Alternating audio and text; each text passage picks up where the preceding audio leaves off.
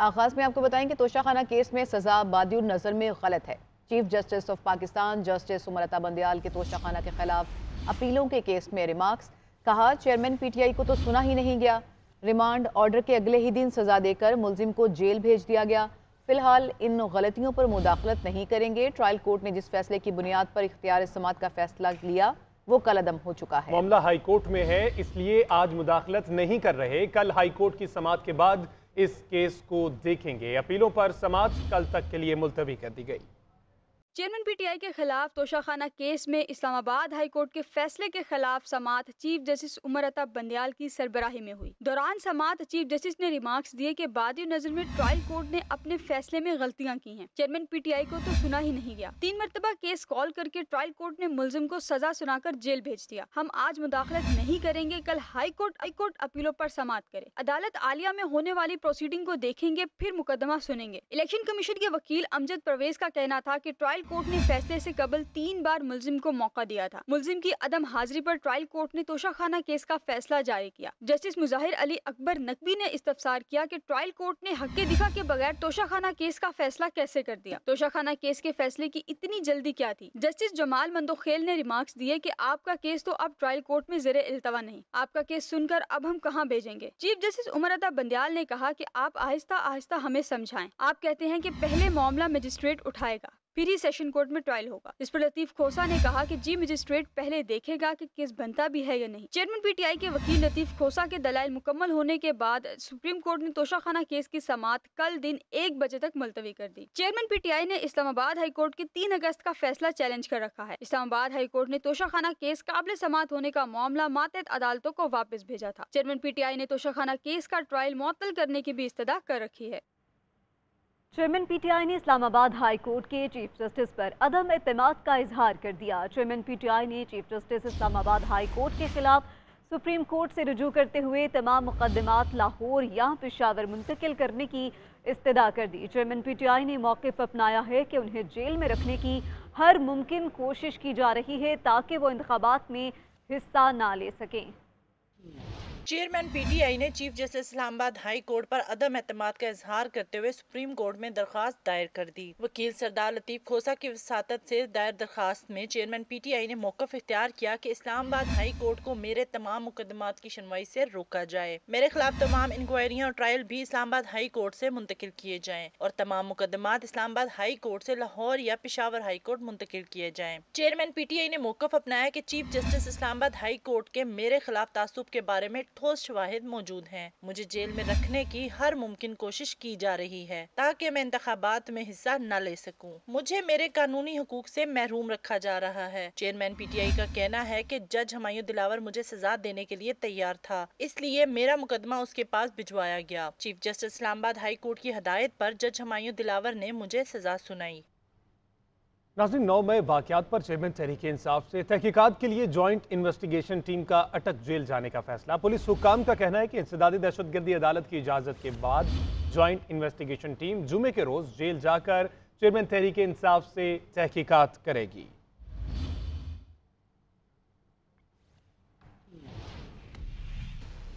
बटग्राम में हादसे की शिकार चेयरलिफ्ट का मालिक गिरफ्तार। बटग्राम पुलिस ने चेयरलिफ्ट के मालिक पर मुकदमा भी दर्ज कर लिया है। चेयरलिफ्ट में फंसे अफराद को निकालने के लिए किए गए रेस्क्यू ऑपरेशन से मुतल्लिक रिपोर्ट देखिए। जी हां, बटग्राम में पुलिस ने चेयरलिफ्ट के मालिक पर मुकदमा दर्ज कर लिया है। कल के हादसे की बात करें तो बटग्राम में ये हादसा पेश आया था, लेकिन अल्लाह पाक का शुक्र है कि तमाम के तमाम बच्चों को और मुसाफिरों को बचा लिया गया था। पाक फौज के स्पेशल सर्विसेज ग्रुप की सिलिंग टीम ने पाक फिजाइया और मकामी केबल माहिरीन से मिलकर तारीख रकम कर दी। मुश्किल और कठिन ऑपरेशन करके 13 घंटे बाद बडग्राम में चेयर लिफ्ट में फंसे तमाम 7 बच्चों और एक टीचर को बाहिफाजत रेस्क्यू कर लिया। आर्मी एविएशन के हेलीकॉप्टर और पाक फौज के दस्ते भी ऑपरेशन में शरीक रहे। इंतहाई कठिन काम के लिए मकामी केबल एक्सपर्ट की खिदमत हासिल की गयी। एक मकामी जिप लाइन के मालिक अली सवाती और उनके साथियों ने टूटी हुई चेयरलिफ्ट की वाहिद सलामत रस्सी को जिप लाइन बनाया और हादसे का शिकार डोली के करीब पहुंच गए। अली सवाती और उनके साथी कहते हैं, कामयाबी का 90% क्रेडिट पाक फौज को जाता है। आर्मी का बहुत अहम रोल था, आर्मी ने उनको भी हैंडल किया, हमारी भी वहाँ पे जो हमने एक्सपर्टीज दी हमें करने में आसानी दी, और 90% आर्मी का सारा मेरे साथ अप्रोच था, हर चीज़ में वो मेरे साथ अप्रोच कर रहे थे। अल्लाह पाक ने हमें हिम्मत दी, हम उस जो वायर टूट गई थी पुली टोली की, वो उसके अलावा जो एक के ऊपर अभी वो सस्टेन कर रही थी, उसके ऊपर जब हम गए तकरीबन हमें 3-3.5 घंटे लगे हैं 7 बंदों को रेस्क्यू करने में। एक तो ऑलरेडी आर्मी कर चुकी थी, फिर उसके बाद 7 बंदों को हेवंस डे की टीम ने रेस्क्यू किया, और इसमें कोई जानी नुकसान नहीं, और सबसे ज़्यादा यह था कि हमारी अपनी जान रिस्क पे थी। हमने अपना प्रॉपर जाके पहले एंकर्स चेक किए जी कि ये ओके हैं, उसके बाद हमने ये प्रोजेक्ट शुरू किया। एक मकामी कंपनी में काम करने वाले साहिब खान ने भी अपने महारत का मुजाहरा किया और हीरो बन गया। सर 9 बजे रागली दी जेत 7 बजे वाकया शविदा बियागे न सुबह इजाजत न रात लागे मुंडा इजाजत न राखो बे जागोना कला पास जो माखाम शो बिया 6 मर्जी आगो गयो का सागो जत कर 7 कसन पर क्यों बिया वो 6 मर्जी आगो गए ना बाद बे मुरालू बे खपल ऑपरेशन मुंग जारी को अल्हम्दुलिल्लाह वो वाला कसन अल्लाह पकड़ाऊ वक्त और टोल खैर फिर अल्लाह पकड़ाऊ वक्त। रेस्क्यू ऑपरेशन की कामयाबी पर वहां जज्बाती मनाजिर देखने में आए। मौके पर मौजूद लोगों ने अल्लाह अकबर के नारे लगाना शुरू कर दिए। चेयरलिफ्ट में फंसने वाले 3 तलबा का 9वीं का रिजल्ट भी आ गया। तीनों तलबा अच्छे नंबर लेकर पास हो गए। बटग्राम ऑपरेशन के दौरान सोशल मीडिया पर कुछ अनासिर की जानिब से किए गए मनफी प्रोपेगेंडे पर निगरान वज़ीर-ए-आज़म अनवारुल हक काकड़ का इजहार अफसोस। कहते हैं हमारे दिफाई इदारों ने साबित किया कि वो न सिर्फ बैरूनी जारियत और अंदरूनी खतरात के खिलाफ मौसर हैं, बल्कि किसी भी नागहानी सूरत हाल में कौम की मदद के लिए मुकम्मल तैयार है। मेरे डिफेंस इंस्टीट्यूशन के लोग, it's not just the external aggression जहाँ पे ये हमारे काम आ रहे हैं, बल्कि जहाँ जहाँ पे डिज़ास्टर में, इंटरनल रेस्क्यू चैलेंजेस में ये सामने आकर लीड रोल लेकर डिलीवर कर रहे हैं सोसाइटी को, इससे रीइंफोर्स हुआ हमारा फेथ इनमें। बदकिस्मती से कुछ छोटा मोटा ऐसा मैं डिजिटल मीडिया पे ट्रेंड देख रहा था कि जो असल रूह थी इस वाक़े की, उससे हट के जो है ना डिस्कोर्स को या डिस्कशन की को रीडायरेक्ट करने की कोशिश की गई, जो कि मेरे ख्याल में इसको ऐसे मौक़ों पर कम से कम हमें अवॉइड करना चाहिए। महंगाई की चक्की में पिसे शहरियों के लिए बुरी खबर यह है कि डिस्कोस की दरख्वास्त पर नेपरा ने 5 रुपये 40 पैसे फी यूनिट बिजली मजीद महंगी कर दी है। आपको बताएं कि बिजली की कीमत में ये इजाफा कर दिया गया है। डिस्कोस की जानिब से नेपरा में ये दरख्वास्त दायर की गई थी, जिस पर समाअत करते हुए नेपरा ने बिजली 5 रुपये 40 पैसे फी यूनिट मजीद महंगी कर दी है। इसी से मुतालिक मजीद तफसीलात लेंगे ब्यूरो चीफ इस्लामाबाद मियाँ शाहिद से। जी मियाँ शाहिद, क्या मालूमात हैं इस हवाले से मजीद?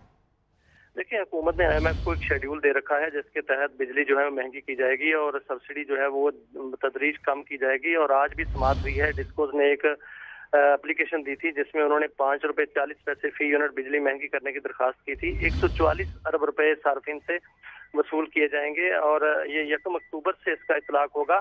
इसको पार्सली जो है वो महंगा किया जाएगा। 2 रुपये 31 पैसे पहला इसका जो है वो बो जाएगा और उसके बाद दीगर जो पैसे हैं वो बाद में वसूल किए जाएंगे। अभी इब्तदाई मंजूरी दे दी है और नेपरा ने तफसीली फैसला जो है वो बाद में जारी करना है। जैसे ही तफसीली फैसला जारी होगा और नोटिफिकेशन जारी होगा, 1 अक्टूबर से इसका इतलाक हो जाएगा। जी मियाँ शाहिद तफसीलात बता रहे थे आप, आपका शुक्रिया। नाज़रीन, हज़रत बहाउद्दीन ज़िक्रिया का 784वां उर्स मज़ार को बगैर इजाज़त गुस्ल देने पर शाह महमूद कुरैशी के भाई अपने भतीजे पर बरहम हो गए। मुरीद हुसैन कुरैशी ने ज़ैन कुरैशी को गुस्से में कहा, आपको ज़रूरत कैसे हुई मज़ार को गुस्ल देने की? मज़ार को सियासत की नज़र ना करो, ये मेरे दादा का मज़ार है, यहाँ सियासत मत करो। मुरीद हुसैन कुरैशी की डांट पर ज़ैन कुरैशी खामोश खड़े रहे।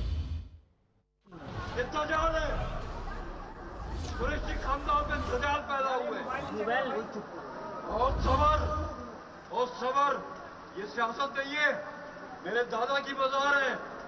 यहाँ तमाशा नहीं चलेगा, इज्जत चलेगी, एहतराम चलेगा। सोच समझ खामोश। मेरे से पहले गुस्ल कैसे हुए?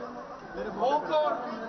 मखदूम नहीं हो, तुम्हारा बाप मखदूम है, इसको मैंने बनाया है, तुम्हें मैंने नहीं बनाया हुआ। वो चाचा आएगा, चाचा मालिक है इसका। बालीगंज यहाँ से मेरा अपना हक नहीं है, मैं जिंदा बैठा हूँ। जब तक हमारी सांसें चलती है। मूव ऑन पाकिस्तान के चेयरमैन मोहम्मद कामरान ने कहा है कि गैर यकीनी सूरत हाल में ताजर बिरादरी परेशान है। लाहौर में प्रेस कॉन्फ्रेंस करते हुए मोहम्मद कामरान ने कहा कि साजिशें करके मुल्क की मीशत को मुतासिर करने की कोशिश की जा रही है। सियासी जमातों की गलत पॉलिसियों के बायस आज ये हालात हैं। निगरान हुकूमत दानिशमंदी से ताजरों के लिए इकदाम उठाए। लाहौर मूव ऑन पाकिस्तान के चेयरमैन मोहम्मद कामरान दीगर ओहदेदारों के हमरा प्रेस कॉन्फ्रेंस कर रहे थे। ऐसी तमाम साजिशें कोशिशें जो पाकिस्तान की मईशत को ख़राब करने के लिए तमाम कारोबारी तबकात में एक ऐसी लहर दौड़ाई जा रही है जिससे पाकिस्तान की मईशत मुतासर हो। हमारी पार्टी किसी भी ऐसे सरगर्मी को कंडेम करेगी। लोग इस वक्त अपने ज़रिया माश की वजह से परेशान हैं, अपने बच्चों के रोज़गार, अपने बच्चों की तालीम के बिल। जब हम इनके मसाइल को एड्रेस करना शुरू कर देंगे, मैं नहीं समझता हूँ कि पाकिस्तान की अवाम इन चोरों लुटेरों को आने का दोबारा मौका देगी। इन तमाम मसाइल को एड्रेस करना वही बंदा कर सकता है जिनको वाकई पाकिस्तान से मोहब्बत है। हमारी ये इस वक्त की मौजूदा हुकूमत जो है ये कोई मौसर ठोस इकदाम करेगी जिसकी बुनियाद पर पाकिस्तान तरक्की भी करे। रहनुमा नून लीग जावेद लतीफ़ ने चेयरलिफ्ट मामले पर सोशल मीडिया को रियासत के लिए खतरनाक करार दे दिया। कहते हैं रियासत के खिलाफ एक सोच पैदा की गई। हल सिर्फ एक है कि कौम को हकाइक बताए जाएं कि किस तरह नवाज शरीफ जैसे मकबूल लीडर की जगह एक शख्स को कबूलियत दी गई। ऐसे फैसले दिए जाएं जिससे माजी की कोताहियों का अजाला हो।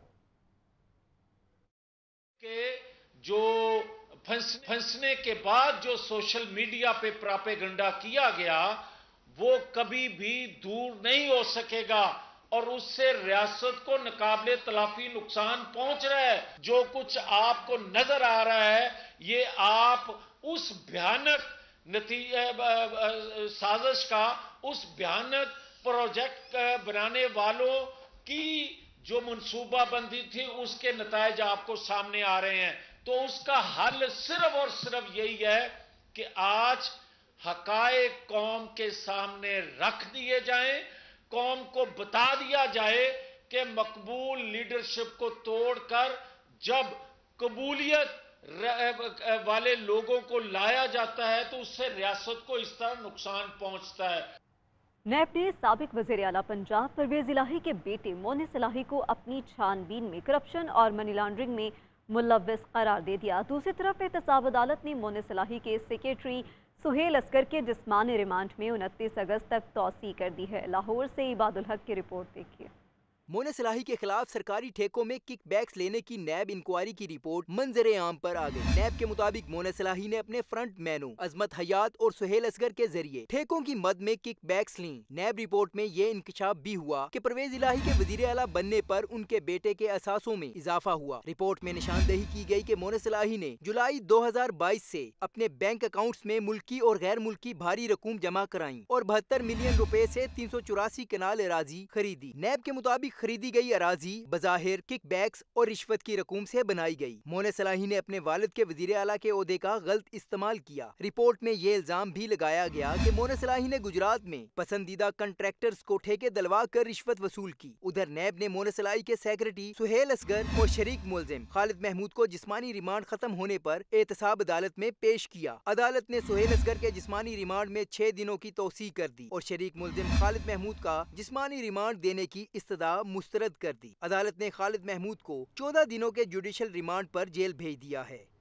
नामजद चीफ जस्टिस काजी फाइज ईसा की सोशल मीडिया सहाफ़ियों पर हल्के फुल्के अंदाज में तनकीद। प्रेस एसोसिएशन की तकरीब हल्फबरदारी में खिताब करते हुए कहा कि खबर और राय में फ़र्क करना सीखें। खबर सच है जिससे कोई इख्तलाफ नहीं कर सकता, जबकि राय से इख्तलाफ किया जा सकता है। राय देना सहाफ़ी का काम नहीं, अगर वो राय दे तो उस बात को वाज़े करे कि यह खबर नहीं राय है। जिसका बिलखसूस आइन में जिक्र नहीं है मगर इम्प्लाइड जिक्र है वो है सच। एक ट्रूथ होता है, एक सच्चाई होती है, एक होता है ओपिनियन। मैं आपके सच से इनकार नहीं कर सकता हूँ। आप ये कहेंगे मैं खड़ा हूँ इस वक्त, ये एक हो गया, आपने बयान किया सच। एक राय हो गई कि मुझे खड़े होकर खिताब नहीं करना चाहिए था, मुझे बैठ के करना चाहिए था। इसमें ज़रा सा मैं देखता हूँ अक्सर और बेशतर तफरीक आप लोग भूल जाते हैं और वजाहत करना बिल्कुल भूल जाते हैं कि ये तो खबर है और ये मेरी राय है। अब मेरी राय से दूसरे लोग इख्तलाफ कर सकते हैं, मेरे ख्याल में सच से कोई इख्तलाफ नहीं कर। दुनिया में जो मीडिया है उसमें opinion piece writers are not journalist. राय मेरे हिसाब से कम थे, मगर राय दे तो मेरे बताएगा।